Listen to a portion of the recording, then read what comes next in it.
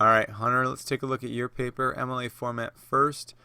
This is good. This is good, except the date.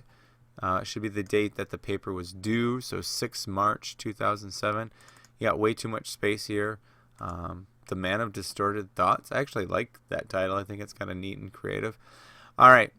Now, before I even read your introduction, I already know it's not where it needs to be because of the length. As a senior, I expect to have a little bit more length and a little bit more breadth to this. So you start off with not a bad way to start off. Veterans coming home from war with PTSD is a pretty scary thing. I think you could probably rework this and talk about, what.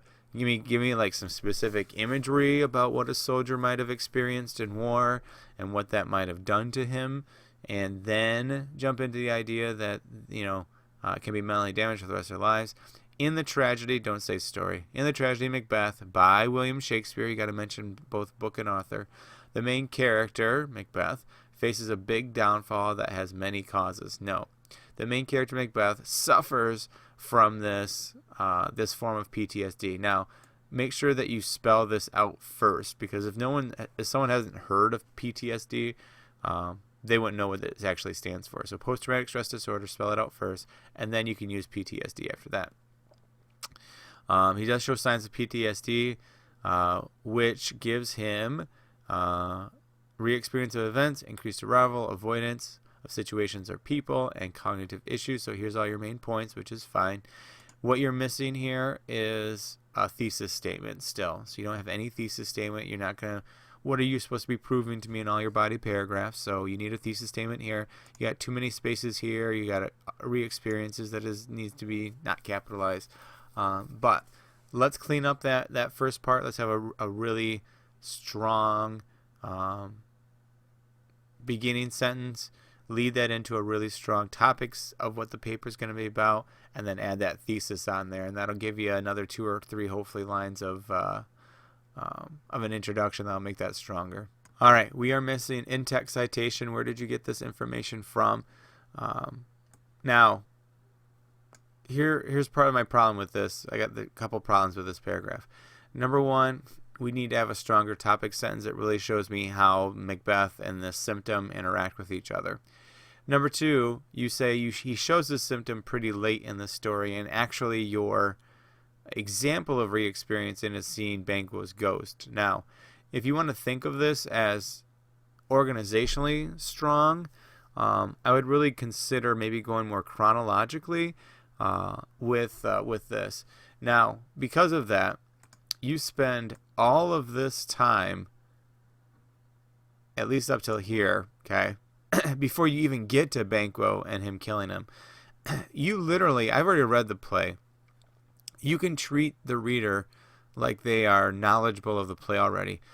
So pretty much all you have to say is, after Macbeth hires murderers to kill Banquo, he sees his ghost at a banquet later on that night, and then you can dive into the idea of what this looks like for experiencing. Now, I would agree that this is probably the strongest example of re-experiencing that you could do. The other thing would be him reliving the guards after he kills Duncan. That would be about the only other one I could think of that would work well. You have a sentence fragment here. He sees the ghost of Banquo sitting at a seat. You used hey. Oh yeah, there we go. So that should be they. So they wouldn't take his throne. So on and so forth. My main point, Hunter, way too much plot. Not enough about the symptom. Not enough about how Macbeth relates to that symptom. Yet he wasn't really there. This seems to show a symptom of re-experiencing, don't capitalize, as he had flashbacks of Banquo after his death. Now, this is where information here, I feel like this should be in the introduction almost. I don't think you should really have to dive into this in the body paragraphs. And I go back to, you don't have a thesis statement. So now you're kind of lost as far as what needs to go down here. Because he re-experiences this flashback of Banquo, what does that prove to you about his downfall? What ultimately caused the downfall besides the symptoms? The symptoms helped, but it ultimately proves what about Macbeth? Answer that question and you have a thesis, and that's what all of these things are going to talk about. This is a throwaway sentence. It doesn't add anything in here. And you need a transition statement. And this is kind of, if you combine these two sentences, it would work, except don't just say it's a big symptom. It's pretty bad. You notice that word choice there, not strong. We want to have a much stronger word choice. Re-experiencing, devastated Macbeth, yet it was the increased arousal that did what? That would be a better transition statement as you move forward. All right, again, we need a stronger topic sentence in this paragraph. Don't use the word very apparent in Macbeth's actions in the story. All right, increased arousal is the effect of the traumatic experience attacking the brain during one's sleep. So we need a citation. And this actually, or a comma, because this whole next sentence is a fragment here. So you got to add that in there. Now, if we, so wrong point of view, keep going. It's got to be third person. So you can't use we. So make sure you understand that. Okay, here's my problem, Hunter. This entire thing, let's go down a little bit. Here, okay? So look at our paragraph. We have this at the end. We have this at the beginning. This entire thing is nothing but plot, okay? Way too much plot. And even so much so that it literally has nothing to do with what you need to say. Because you talk about sleep loss, which there's that theme of sleep in here, which would work, but you're focusing more on the random bursts of anger. But you say all of this plot just to say that he yells at somebody because trees are coming towards his castle. Like, there's no reason to go through all of this just for that. Payoff here at the end. If you're going to talk about sleep, talk about the whole loss of sleep, Macbeth killed sleep thing, or about the end of Act 3, Scene 4, when Lady Macbeth says he's not sleeping well. If you're going to talk about random bursts of anger, you can talk about how he treats his servants at the end, but man, you just need a couple quick sentences and that's it.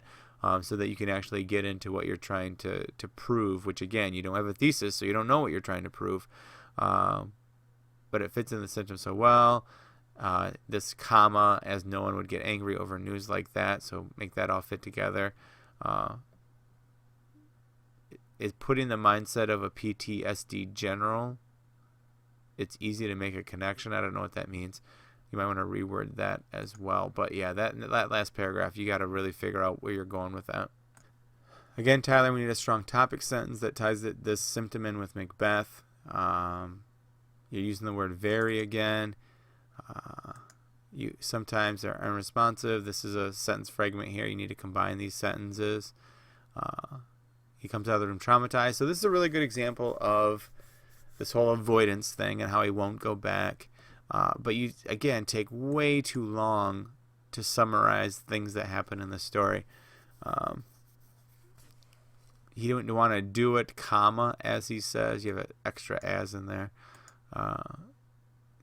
Avoiding the room definitely shows he has symptoms of PTSD. Later on, readers can see later on, comma, readers can see Macbeth shows no resentment on what he has done to become king. But that kind of goes against your whole avoidance argument. And I guess you say as this is part of avoidance. But I'd almost, maybe tie in a little bit better that whole disassociation that he is disassociating himself from Duncan's death, so on and so forth. This is a fragment, so you got to combine these two sentences together. You need to transition again into the last paragraph. All right. Not a good topic sentence. You need a much stronger topic sentence. Still don't have in-text citation. You have a lot of background, and then all you just say is, it's easy to see Macbeth has this after he killed Duncan, and that's it. So no specific examples, nothing to elaborate on it. It really doesn't, oneself for the world. And I would bring up his feelings about life after his wife dies. I mean, that's the negative thoughts about the world, that life is short, that it's full of sound and fury, signifying nothing. That's where I would go with that. And what does that ultimately mean? That's where you would figure that out.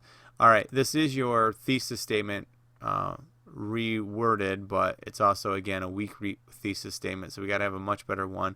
You need to take a sentence to summarize each of these main points. Okay, writhing is not the right word that you'd want to use in here as well. This is his illness causes other mental diseases in the process, like that. You didn't even talk about that. Focus on just the PTSD. And again, it's hard to say, I understand, so why even bring it up? You could just say that he was in combat. That's close enough, because is what you bring up in the introduction, so I would just use that. All right, works cited page. You only have one. You don't even have the book cited. And you don't even actually cite this in the paper, so that doesn't work too well either. So you need to make sure that you have the book and another outside source, and that you have in-text citation. All right, Hunter, you got some work to do. I'd like to see a lot of those things come to fruition as you go for a rewrite, and hopefully we can see that happen. So good luck.